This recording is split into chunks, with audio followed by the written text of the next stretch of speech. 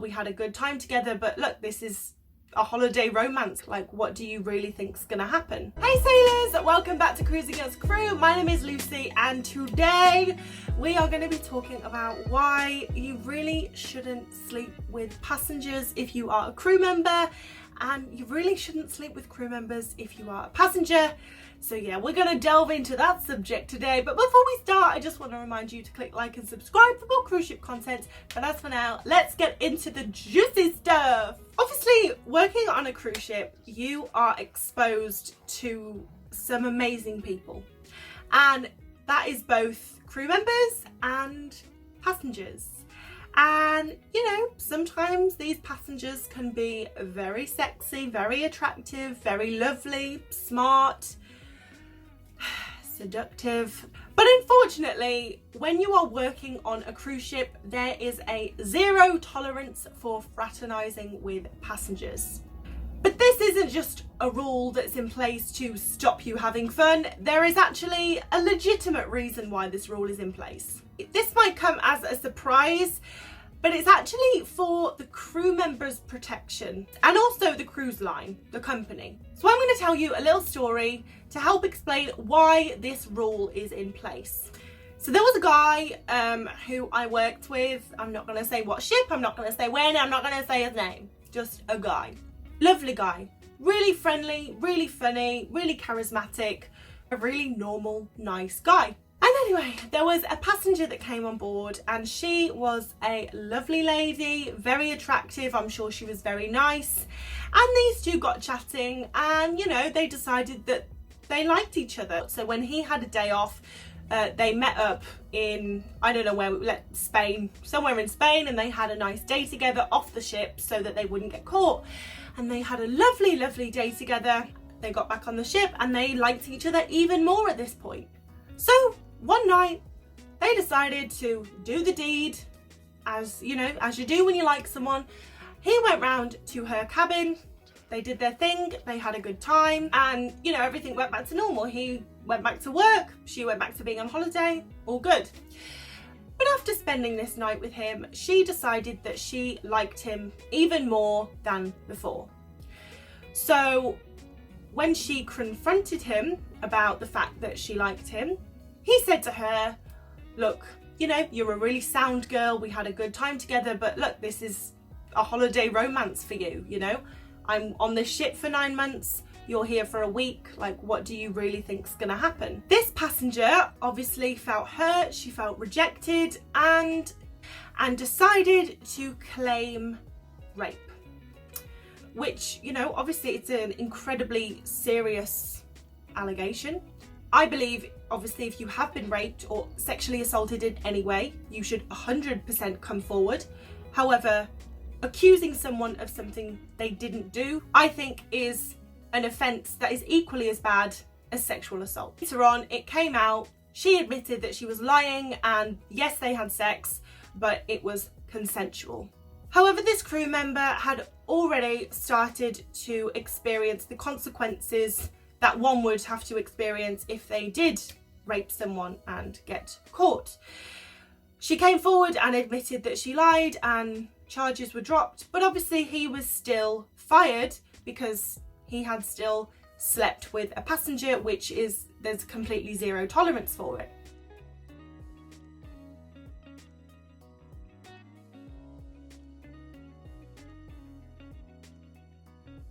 The reason I am telling you this story is to make it clear that these rules are in place to protect you as a crew member. Because, you know, just like in that scenario, things didn't go the way she wanted them to, and she claimed rape. And there's a lot of other things she could have claimed as well. And he lost his job, you know?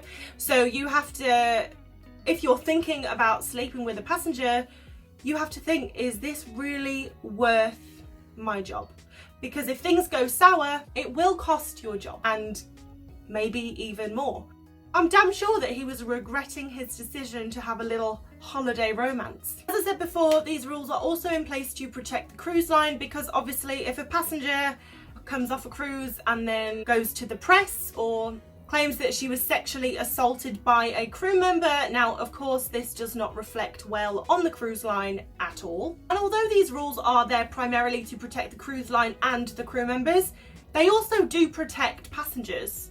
If something genuinely does happen to you while you are a passenger on board a cruise ship, there are serious actions that will be taken. I know of a few scenarios where this has happened, where a crew member and a passenger, you know, has got together, have slept together, they've had a little holiday romance, and 9 times out of 10, it's fine. You know, you do your thing, you have a nice week, and nothing comes of it. But you never know whether you are going to be the exception to the rule. So I would just say, be careful. And also to passengers, if you're watching this and you are, you know, a frequent passenger on cruise ships, you know, maybe you have been with a crew member, but I wouldn't advise it. I would just, you know, if you want to get your freaky on while you're on holiday, there's plenty of passengers. You don't need to go for the crew members because, you know, for you, maybe it's just a holiday fling, but for the crew member, if they get caught, it's their job on the line, it's their livelihood on the line. And while they are fully in control of their decisions, if you as a passenger are seducing them, you're not helping them make the best decision for themselves. So as a passenger, I would just urge you to stick to dating other passengers. And if you are a crew member, then stick to dating crew members. I did get a question from one of you guys asking what happens if you bring your boyfriend or girlfriend on board.